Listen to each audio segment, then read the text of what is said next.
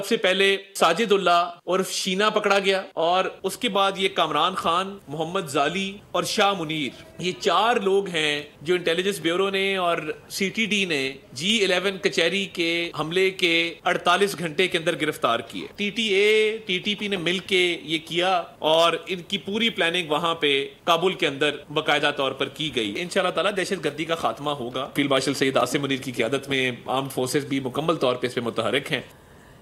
11 नवंबर कचहरी खुदकुश हमले में बड़ी पेशरफ, दहशतगर्द हाई वैल्यू टारगेट अचीव नहीं कर सके।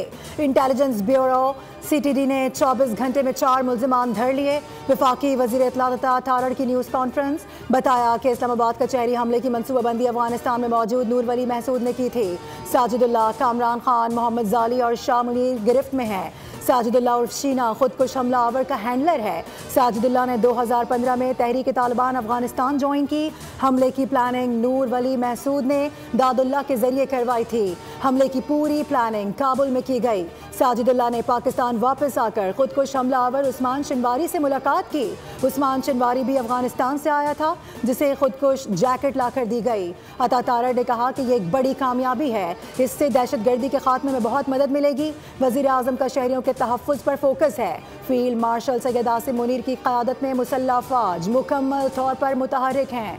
वजीर आजम ने इंटेलिजेंस ब्यूरो और सीटीडी की कामयाबी को सराहा।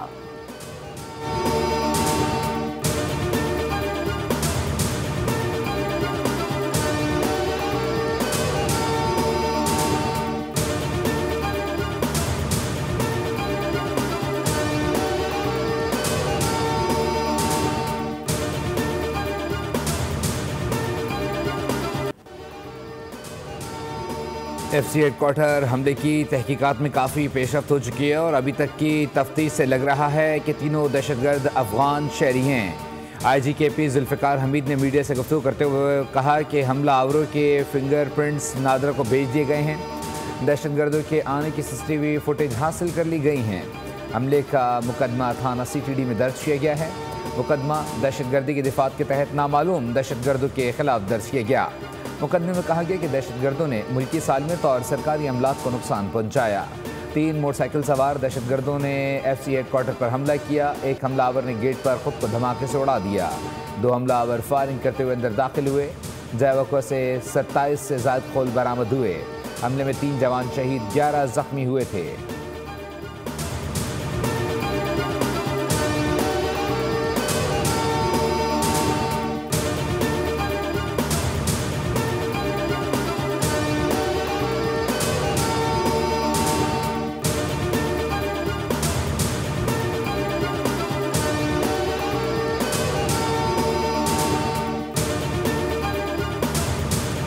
सिक्योरिटी फोर्सेस का बनू में intelligence based operation. Security forces की कार्रवाई में 22 खारजी दहशतगर्द जहन्नुम वासिल। ISPR के मुताबिक सिक्योरिटी फोर्सेस ने भारतीय प्रॉक्सी फितनउल खवारिज के दहशतगर्दों की मौजूदगी की इतला पर कार्रवाई की। खारजियों के ठिकाने को मौसर अंदाज में निशाना बनाया गया। इलाके को भारतीय स्पॉन्सर्ड खारजी दहशतगर्दों से पाक करने के लिए सैनिटाइजेशन ऑपरेशन जारी। गैर मुल्की सरपरस्ती और पुष्पनाही से चलने वाली दहशतगर्दी का मुकम्मल सफाया बुनियादी हदफ है। सदर ममलिकत आसिफ अली जरदारी और वज़ीर आज़म शहबाज शरीफ का ऑपरेशन पर सिक्योरिटी फोर्सेस को खिराज तहसीन, बर वक्त और मौसर रद्द अमल को सराहा गया। सदर ने कहा कि अज़्म इस्तेहकाम के तहत जारी काउंटर टेररिज्म मुहिम में पाक फौज और कानून नाफिज करने वाले इदारों का अज़म काबिल सताइश है। भारतीय पुष्पनाही में सरगम खवारिज का कला कमान रियासत की अवलिन तरजीहात में शामिल है। शोहदा और गाजियान कौम का फ़ख्र हैं। वज़ीर आज़म शहबाज शरीफ ने कहा कि पूरी कौम दहशतगर्दी के खिलाफ इस जंग में पाकिस्तान की अफवाज के साथ खड़ी है। मुल्क से हर किस्म की दहशतगर्दी के मुकम्मल खात्मे के लिए पुरअज़्म है।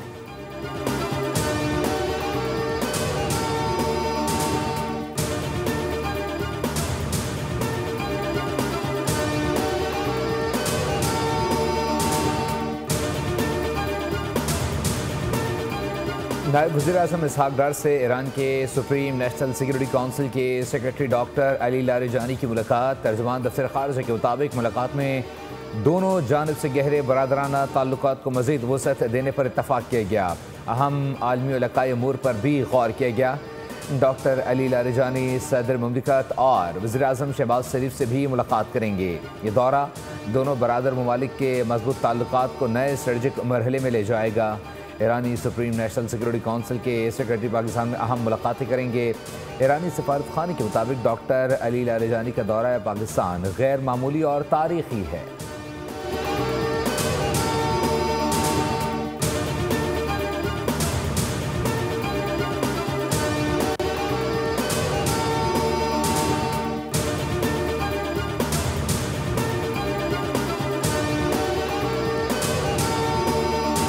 वज़ीर आला KP Suhail Afridi election commission के रूबरू पेश हो गए। इलेक्शन कमीशन में समाअत के दौरान वकील अली बुखारी और एडवोकेट जनरल KP का वकला से बदसलूकी का शिकवा। चीफ इलेक्शन कमिश्नर ने कहा कि वकला के साथ अगर बदसलूकी हुई है तो मैं माजरत चाहता हूँ। मुतालिका अफसरान के खिलाफ कार्रवाई की यकीन दहानी कराई। वकील बाबर नवाज ने मौक़िफ़ इख्तियार किया कि वज़ीर आला KP ने वाज़ेह तौर पर इंतखाबी अमले को धमकाया। मॉनिटरिंग ऑफिसर के जुर्माना करने पर इलेक्शन कमीशन की कार्रवाई का इख्तियार ख़त्म नहीं होता। वकील वज़ीर आला KP अली बुखारी ने कहा कि ऐसा नहीं होना चाहिए कि हमें एबटाबाद में जलसे की पादाश में बुला लिया जाए। क्या इलेक्शन कमीशन वज़ीर आज़म और वज़ीर आला पंजाब को भी तलब करेगा? चीफ इलेक्शन कमिश्नर ने कहा कि हाँ, सबके खिलाफ बिला इम्तियाज़ कार्रवाई होगी। इलेक्शन कमीशन ने सुहेल आफरीदी को आइंदा समाअत पर हाजिरी से इस्तिस्ना देते हुए समाअत 4 दिसंबर तक के लिए मुलतवी कर दी। मीडिया से गुफ्तगू में वज़ीर आला KP सुहेल आफरीदी ने कहा कि हवेलिया जलसे में उनकी तकरीर आइन और कानून के दायरे के अंदर थी। बस इतना कहा था कि इलेक्शन में धांधली करने वालों के खिलाफ कार्रवाई होगी। इसमें भला क्या गलत है कि इलेक्शन कमीशन ने नोटिस जारी कर दिया? मेरे ख्याल में ये कोई गलत बात नहीं।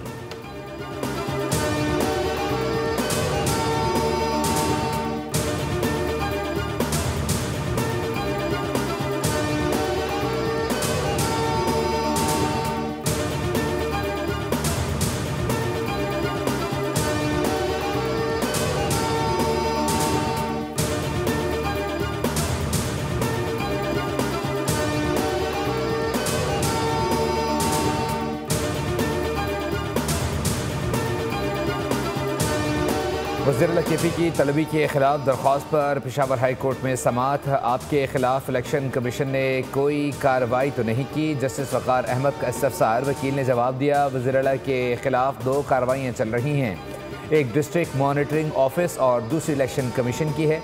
इलेक्शन कमीशन ने डिस्ट्रिक्ट मॉनिटरिंग ऑफिसर को बाईपास करके नोटिस दिया, जिसका इलेक्शन कमीशन के पास इख्तियार नहीं। जस्टिस अरशद अली ने रिमार्क्स दिए, जब इलेक्शन कमीशन कोई सख्त एक्शन ले तब हमारे पास आएँ।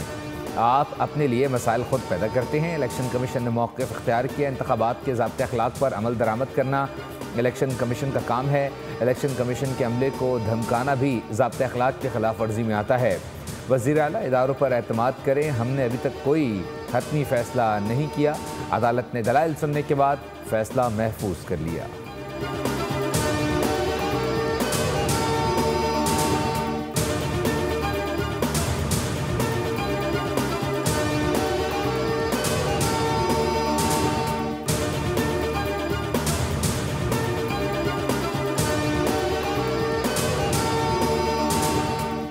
पीपल्स पार्टी और नून लीग के दरमियान बर्फ पिघलने लगी। पंजाब हुकूमत का पाकिस्तान पीपल्स पार्टी से राबता।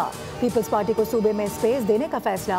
पीपल्स पार्टी ज़राए के मुताबिक पंजाब हुकूमत ने मरियम औरंगजेब के जरिए राबता किया और इदारों में नुमाइंदगी देने की यकीन दहानी कराई गई। पंजाब हुकूमत ने सूबाई बोर्ड्स में तैनाती के लिए नाम मांगे हैं। पीपल्स पार्टी ने पंजाब हुकूमत की पेशकश पर गौर करने के लिए वक्त मांग लिया।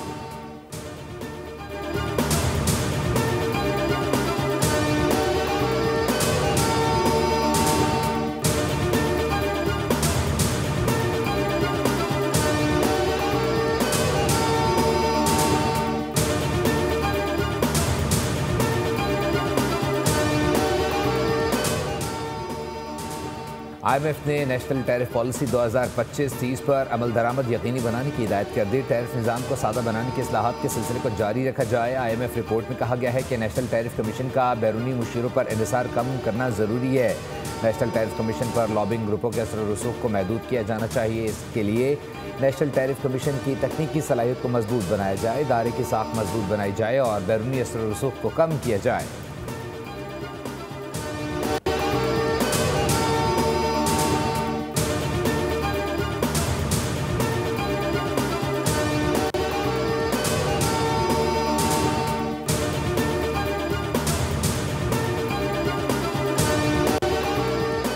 वफाकी आईनी अदालत ने गुटखा एक्ट के खिलाफ दरख्वास्त खारिज कर दी। जस्टिस हसन अजहर रिजवी ने रिमार्क दिए कि गुटखा इंसानी सेहत के लिए बहुत खतरनाक है।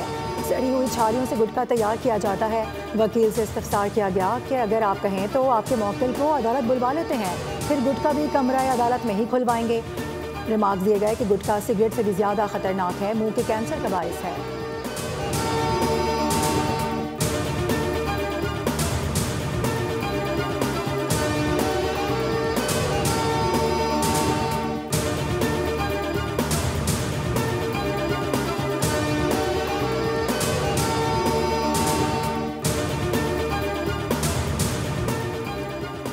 सिंध हाई कोर्ट में ई चलान के खिलाफ दरख्वास्त पर समाअत। अदालत ने फौरी हुक्म इम्तनाअ देने की सजा मुस्तरद करते हुए DIG ट्रैफिक समेत दीगर से जवाब तलब कर लिया। अदालत ने वकील से मुकालमा करते हुए कहा कि आप कराची का मवाजना किसी और शहर से ना करें, हर जगह के अपने डायनामिक्स हैं, क्या कराची का किसी से मवाजना बनता है?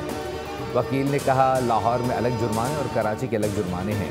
कराची के साथ इम्तियाजी सलूक किया जा रहा है, यहाँ पर बस स्टैंड तक नहीं है। जस्टिस अदनान इकबाल चौधरी ने रिमार्क्स दिए, हम भी इस शहर के हैं, यहाँ रहते हैं, सब मालूम है।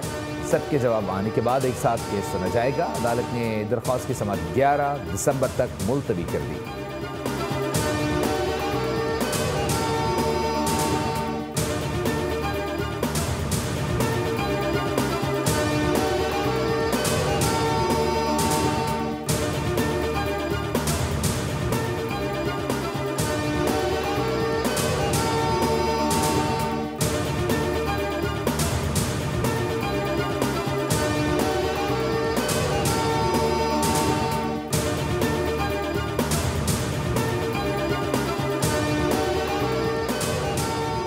कराची में कमर्शलाइजेशन चालान जमा न कराने पर शादी हॉल्स के गिर्द घेरा तंग। SBCA ने वार्निंग जारी कर दी।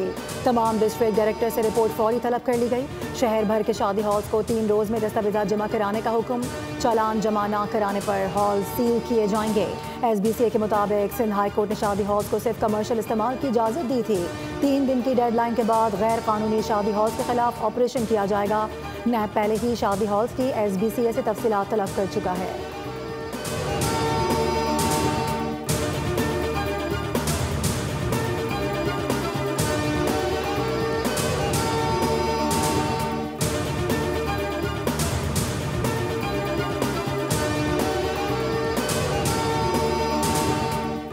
पाकिस्तान में बेरोजगारी की शरह मजीद बढ़ गई। 4 बरसों में बेरोजगारी की शरह में 8% का इजाफा रिकॉर्ड। लेबर फोर्स सर्वे के मुताबिक मुल्क में बेरोजगारी की शरह 7.1% तक रिकॉर्ड की गई। गुज़िश्ता 4 बरसों में सालाना बुनियादों पर तकरीबन 1 करोड़ से ज़ायद अफराद को रोज़गार मिला। मर्द व ख़वातीन में रोज़गार की शरह बढ़ी। ज़राई शोबे से रोज़गार में कमी, जबकि खिदमात के शोबे में मुंसलिक अफराद की तादाद में इजाफा रिकॉर्ड हुआ।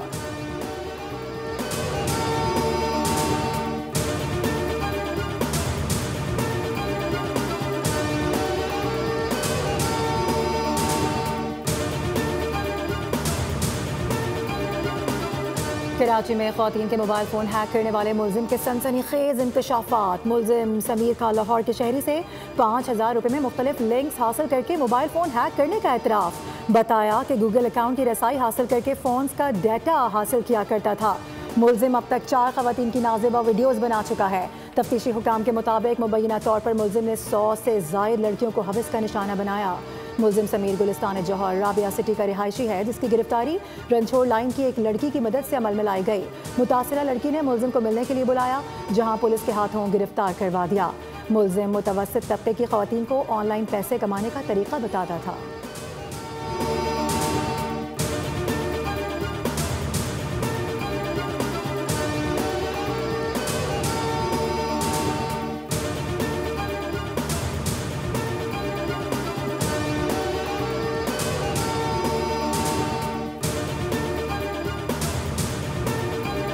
एथियोपिया में 12,000 साल से खामोश हेलीगिबी आतिशफशां फट गया, जिससे निकलने वाला धुआं 46,000 फीट की बुलंदी तक पहुंच गया। महकमे मौसमियात के मुताबिक आतिशफशा राख पाकिस्तानी हुदूद से निकल गई है। इराक साहिली और जनूबी इलाकों से तेजी से गुजर गई। आतिशफशा राख ने अब भारत का रुख कर लिया है। इराक गवादर के जनूब में 60 नॉटिकल माइल पर देखी गई। महकमा मौसमियात के मुताबिक राख से अब मुल्की एविएशन के मामलात को कोई खतरा नहीं है। आतिशफशा से ज़मीन पर मौजूद आबादी मुकम्मल तौर पर महफूज है। राख की मॉनिटरिंग बदस्तूर जारी है।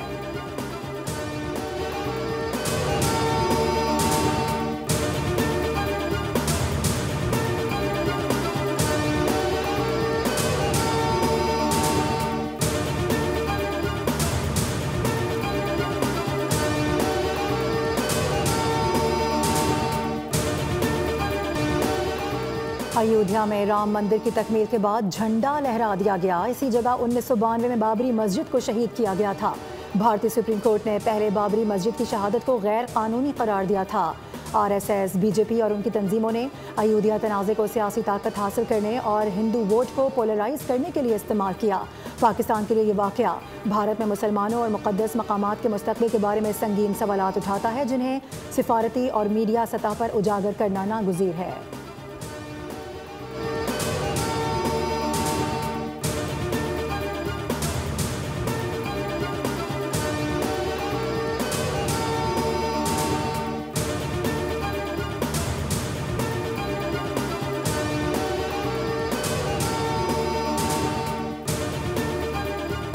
दुनिया भर में ख़वातीन पर तशद्दुद के ख़ात्मे का दिन आज मनाया जा रहा है। इस दिन को मनाने का मकसद ख़वातीन पर तशद्दुद को ख़त्म करने के लिए शऊर बेदार और मजबूत इक़दाम करना है। सदर मुमलिकत आसिफ अली जरदारी ने अपने पैगाम में कहा कि ख़वातीन पर तशद्दुद इंसानी हुकूक़ की संगीन खिलाफ वर्जी है। दुनिया भर की ख़वातीन और लड़कियों के साथ इज़हार यकजहती करते हैं। ख़वातीन को तालीम, हुनरमंदी और मुआशी खुद मुख्तारी से बाइख्तियार बनाना ज़रूरी है। गवर्नर सिंध कामरान खान डिसोरी ने कहा कि ख़वातीन पर हर किस्म का तशद्दुद नाकाबिल कबूल और मशरती तनज़्ज़ुली की अलामत है। ख़वातीन के तहफ़्फ़ुज़, वक़ार और बुनियादी हुकूक़ के लिए मौसर कानून साजी और सख्त अमल दरामद ज़रूरी है। तशद्दुद का शिकार ख़वातीन को इंसाफ, तहफ़्फ़ुज़ और मदद फ़राहम करना रियासत और माशरे की मुश्तरका ज़िम्मेदारी है। ख़वातीन को बाइख्तियार बनाए बगैर पायदार तरक्की मुमकिन नहीं।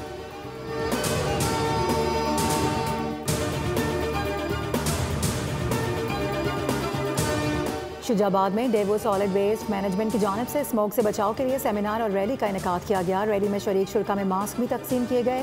रैली की क़यादत असिस्टेंट कमिश्नर सैयद हुमैरा शाह ने की। ताजिरान और सिविल सोसाइटी के अफराद की बड़ी तादाद शरीक हुई। सेमिनार का मकसद शहरियों को स्मोक से बचाव के लिए एहतियाती तदाबीर से मुतालिक आगाही देना था।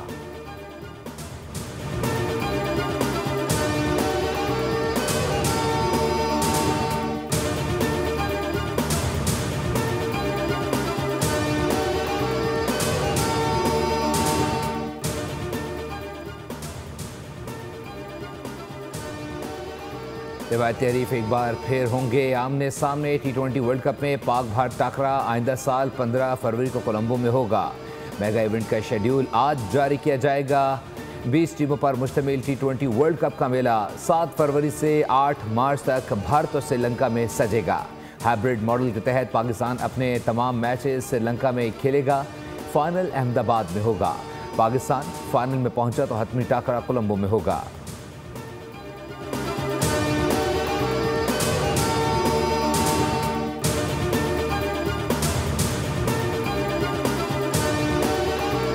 नेशन T20 सीरीज रावलपिंडी में जिम्बाब्वे और श्रीलंका के दरमियान आज अहम मुकाबला। जिम्बाब्वेन टीम को फाइनल का टिकट कटवाने के लिए अपने आखिरी लीग मैच में फतह दरकार है। श्रीलंका को हतमी टाकरे में जगह बनाने के लिए जिम्बाब्वे और पाकिस्तान के खिलाफ मैचेस जीतना लाजमी है। जिम्बाब्वे ने गुज़िश्ता लीग मैच में श्रीलंका को हराया था। पाकिस्तान 3 मैचेस जीतकर पहले ही फाइनल की सीट बुक करा चुका है।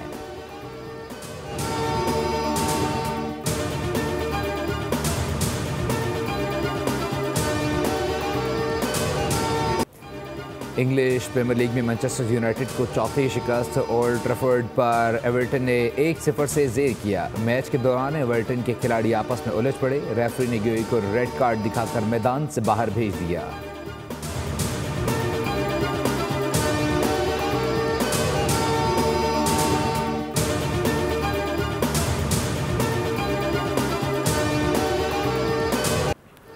और मारूफ गुलकार सलीम रज़ा की 42वीं बरसी। फिल्म इंडस्ट्री को यादगार गीत देने वाले सलीम रज़ा ने गुलकारी का आगाज़ रेडियो पाकिस्तान से किया। 1955 में फिल्म नौकर से फिल्मी सनत में कदम रखा।